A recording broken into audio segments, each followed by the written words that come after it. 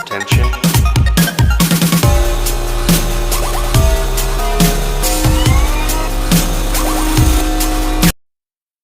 Siapakah Insinyur Salah Atia ini?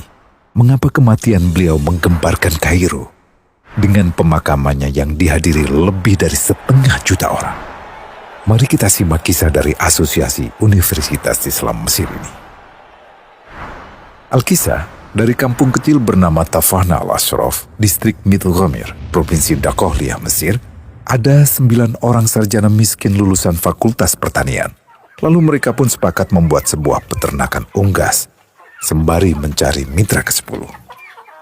Namun mereka terbentur modal, maka dengan sekuat tenaga mereka kumpulkan dari hasil menjual tanah, perhiasan istri, hingga meminjam. Meski tidak banyak terkumpul, namun mencukupi untuk memulai usahanya. Pertanyaan tersisa, siapa mitra yang ke-10?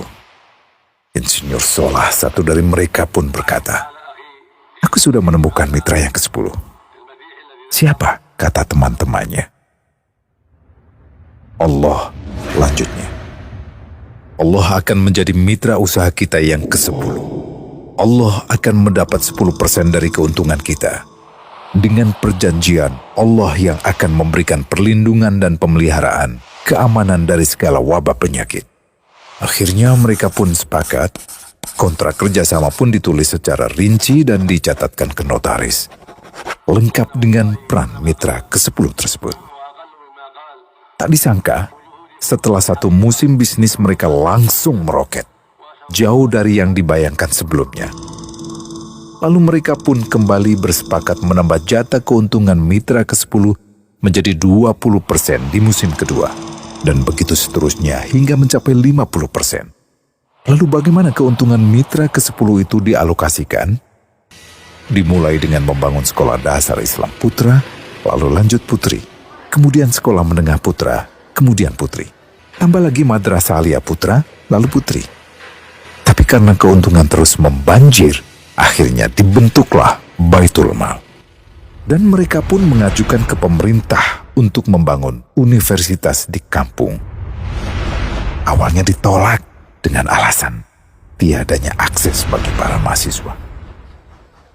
Tak berapa lama mereka pun mengajukan pembangunan universitas lengkap dengan stasiun kereta beserta jalurnya dengan biaya mandiri. Akhirnya permintaan ini disetujui, dan pertama dalam sejarah Mesir berdirilah sebuah universitas di perkampungan kecil. Semakin berkembang, dibangun pula fakultas kedua, ketiga, keempat hingga asrama putri dengan kapasitas 600 kamar. Lalu asrama putra dengan 1.000 kamar.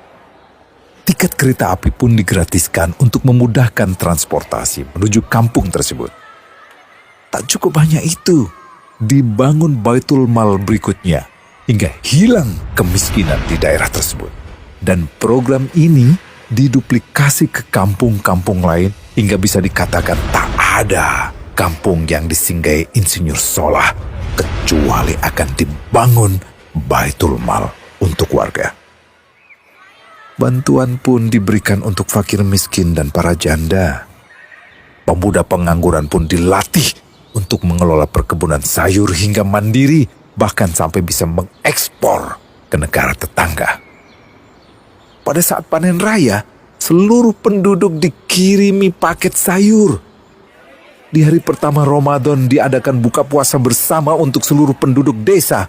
Mereka memasak dan hadir ke lapangan yang dipenuhi beraneka makanan. Disiapkan juga perabotan untuk gadis-gadis yatim yang ingin menikah. Dan ini semua merupakan sedikit dari banyaknya kebaikan yang dilakukan oleh Insinyur Salah. Hingga pada akhirnya disepakatilah keuntungan perusahaan 100% untuk Allah. Insinyur Salah yang awalnya adalah salah satu mitra usaha berubah menjadi karyawan Allah. Dia hanya menerima gaji, namun dia memberikan Tuhannya syarat agar membuatnya hanya butuh kepadanya dan hanya meminta kepadanya. Inilah sosok Insinyur Salah Atiyah, aktor utama kisah menakjubkan ini. Keikhlasannya membuat ia sama sekali menolak terkenal di media massa. Dan kini, meski orang yang melibatkan Allah ke dalam bisnisnya ini telah wafat, terbayang seluruh amal jariahnya yang selalu mengalir untuknya. Masya Allah. Pertanyaannya, akankah ini hanya menjadi sebatas kisah saja? Atau menjadi teladan bagi kita untuk mengikuti jejaknya?